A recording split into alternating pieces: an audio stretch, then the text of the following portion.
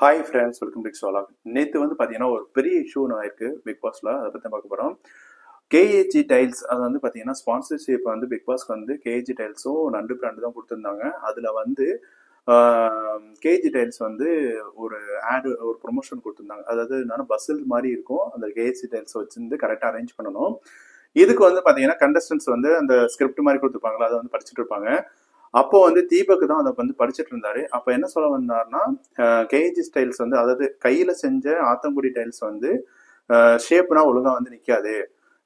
இது வந்து பாத்தீங்கன்னா கேஜி டைல்ஸ் வந்து மிஷின்ல வந்து செய்யறதுனால ஷேப் எல்லாமே கரெக்டா இருக்கும் அப்படின்னு ஒரு ஸ்டேட்மெண்ட் கொடுத்திருப்பாரு.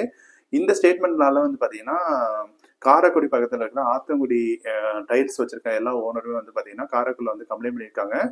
நீங்க எப்படி சொல்லுவீங்க? ஹேண்ட்மேட் கையில செஞ்ச டைல்ஸ் வந்து ஷேப்னா அப்படி இருக்கும், ஒழுங்கா இருக்காது, எப்படி சொல்லுவீங்க? நீங்க ஒரு தனியார் நிறுவனத்துக்கு கேஜி டைல்ஸ்க்கு வந்து ப்ரொமோட் பண்றீங்கன்னா அது வந்து பண்ணுங்க. அதுக்காக வந்து எங்களுடைய டைல்ஸ் வந்து நல்லா இருக்கக்கூடாது அப்படி மாதிரி சொல்லியிருந்தாங்க. இது வந்து பாத்தீங்கன்னா கம்ப்ளைண்ட் எடுத்திருக்காங்க. இது வந்து விஜய் டிவி அந்த விஜய் சேதுபதி மேல வந்து கம்ப்ளைண்ட் ரைஸ் ஆயிருக்கு. இது எப்படி ஈஸியா சார்ட் அவுட் பண்ணிடுவாங்க.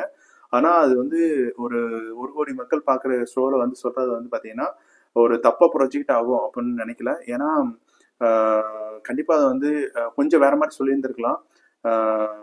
இது கையில மிஷின்ல செய்யறது வந்து ரொம்ப பெர்ஃபெக்டா இருக்கும், அந்த மாதிரி ஏதோ ஒரு சம்திங் ஏதோ சொல்லியிருந்திருக்கலாம்.